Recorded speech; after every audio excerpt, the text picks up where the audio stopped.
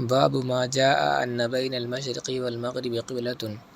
وبه قال حدثنا محمد بن أبي معشر قال حدثنا أبي عن محمد بن عمرو عن أبي سلمة عن أبي هريرة قال قال رسول الله صلی اللہ علیہ وسلم ما بین المشرق والمغرب قبلة. یہ حکم اہل مدینہ ومن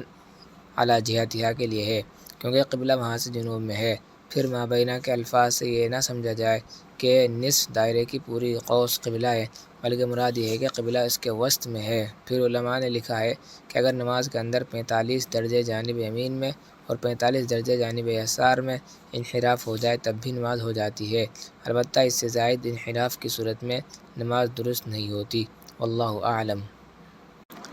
باب ما جاء في الرجل يصلي لغير القبلة في الغيم.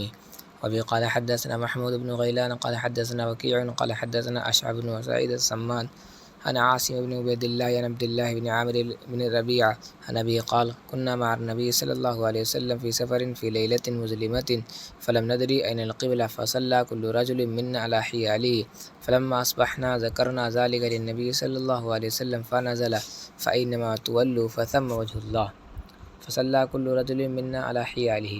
جب کسی شخص کو قبلے کا رخ معلوم نہ ہو تو اس کو چاہیے کہ تحری کر لے اور جس جانب قبلہ ہونے کا گمان غالب ہو اس جانب رخ کر کے نماز پڑھ لے۔ اس صورت میں اگر نماز کے دوران صحیح جہت کا علم ہو جائے تو نماز ہی کے اندر اس طرف گھوم جائے اور سابقہ نماز پر بنا کر لے، اور اگر نماز پڑھنے کے بعد پتہ چلے کہ جس طرف رخ کر کے اس نے نماز پڑھی ہے اس طرف قبلہ نہیں تھا تو اس پر اکثر فقہا کے نزدیک اعادہ واجب نہیں، خواہ وقت باقی ہو یا نہ ہو۔ حنفیہ کا مفتابی قول یہی ہے، البتہ امام شافعی رحمہ اللہ کا مذہب یہ ہے کہ اس پر اعادہ واجب ہے، قضا فی شرح المہذب، اور امام مالک رحمہ اللہ کے نزدیک اگر وقت باقی ہو تو اعادہ مستحب ہے، لیکن یہ اس وقت ہے جب مصلی کو قبلے کے بارے میں شک ہو، جسے رفع کرنے کا کوئی راستہ نہ ہو اور اس نے تحری کر لی ہو۔ لیکن اگر کسی کو شک ہی نہیں ہوا ہو اور اس نے غلط سمت کو قبلہ سمجھ کر نماز پڑھ لی ہو، یا شک ہوا اور اس نے تحری کے بغیر غلط رخ پر نماز پڑھ لی تو اس کی نماز فاسد ہے اور اعادہ واجب، کما صرح به الشامی رحمہ اللہ فی رد محتار صفحہ نمبر 292 اور 293 جلد نمبر 1۔ یہ تفصیل تو منفردن نماز پڑھنے کے بارے میں تھی، اور اگر پوری جماعت پر قبلہ مشتبہ ہو گیا اور پوری جماعت نے تحری کر کے نماز پڑھ لی تو اگر سب کا رخ ایک ہی سمت میں تھا تو نماز ہوئی، اور اگر مختلف افراد کی تحری مختلف سمتوں پر واقع ہوئی تو جو شخص امام سے آگے نکل گیا ہو اس کی نماز مطلقاً فاسد ہے، اور اگر کسی شخص کو نماز کے دوران یہ پتہ چلا کہ اس کا رخ امام کے رخ کے مخالف ہے تو اس کی نماز بھی فاسد ہو گئی۔ لیکن اگر نماز کے بعد پتہ چلا کہ انہوں نے غلط سمت نماز پڑھی ہے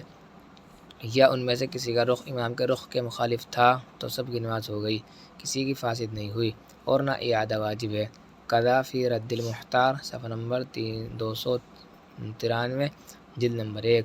اب حدیث باب میں اگر صحابہ کرام رضی اللہ تعالیٰ عنہم نے منفردن نماز پڑھی تب تو نماز کی صحت ظاہر ہے، اور اگر جماعت کے ساتھ نماز پڑھی اور صلی کل رجل منا علی حیالہ کا مطلب یہ ہے کہ مختلف افراد نے مختلف سمتوں کا رخ کر رکھا تھا تو حدیث باب کا محمل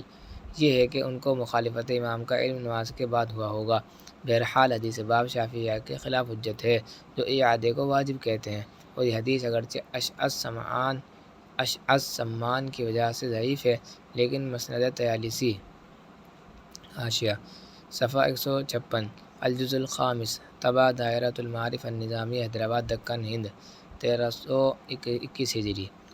قال حدثنا ابو داود قال حدثنا الاشعث ابن سعید ابو الربیع وعمر بن قیس قال حدثنا عاصم بن عبید اللہ بن عبد اللہ بن عامر بن ربیع عن ابیہ قال أظلمت مرة ونحن في سفرنا فاشتبهت علينا القبلة فصلى كل رجل منا حياله فلما انجلت إذا بعضنا قد صلى لغير القبلة وبعضنا قد صلى للقبلة فذكرنا ذلك لرسول الله صلى الله عليه وسلم فقال مضت صلاتكم ونزلت فأينما تولوا فثم وجه الله في أحاديث عامر بن ربيع البدري رضي الله تعالى عنه رشید اشرف عفی عنہ الخفی والجلی، اور بیہقی میں جلد نمبر 2 صفحہ نمبر 11۔ باب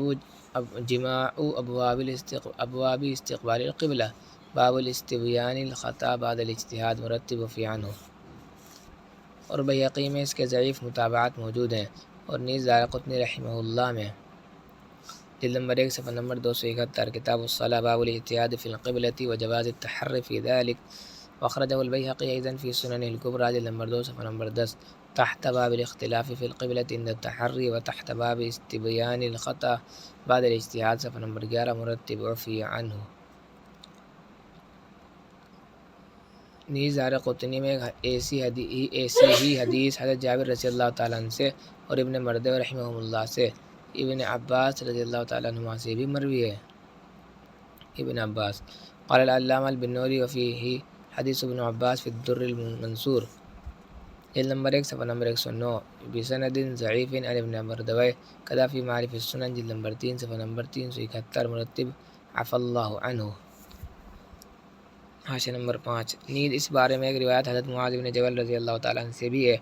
قال صلینا مع رسول اللہ صلی اللہ علیہ وسلم فی یوم غیم فی سفر الى غیر القبلة فقال قد رفعت صلاتكم بحقها الى اللہ عز وجل۔ قال الہیثمی رواہ الطبرانی فی الاوسط وفی ابو عبلہ والد ابراہیم ذکرہ ابن حبان فی الثقات واسمہ شمر بن یقظان۔ مجمع الزوائد جلد نمبر 2 صفحہ نمبر 15 باب الاجتہاد فی القبلہ مولانا بن نور رحمہ اللہ۔ معارف السنن جلد نمبر 3 صفحہ نمبر 381 میں اس حدیث کے بارے میں تحریر فرماتے ہیں وَقَادَ يَكُونُ هَذَا أَحْسَنَ مَا وَرَدَ فِي الْبَابِ رشید اشرف عفی عنہ۔ اگرچہ یہ سب احادیث ضعیف ہیں لیکن یہ ایک دوسرے کی تقویت کا باعث ہیں۔ فَإِنَّمَا تُوَلُّوا فَثَمَّ وَجْهُ اللّہ۔ اس آیت کی تفسیر میں ایک قول تو یہی ہے کہ اشتباہ قبلے کی حالت مراد ہے، اور بعض حضرات نے اسے صلاۃ النافل علی الدابہ پر محمول کیا ہے۔ ہر ایک کی تفسیر کی تائید میں احادیث موجود ہیں۔ حاشیہ چنانچہ حدیث باب اور سنن دارقطنی جلد نمبر 1 صفحہ نمبر 271 باب الاجتہاد فی القبلۃ وجواز التحری کے تحت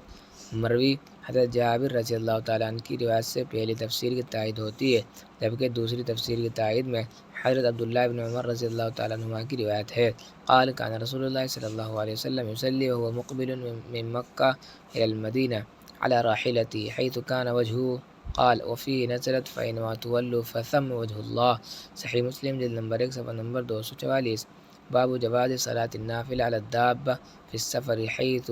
توجہت کتاب صلاۃ المسافرین وقصرها رشید اشرف وفقہ اللہ لما یحبہ ویرضاہ۔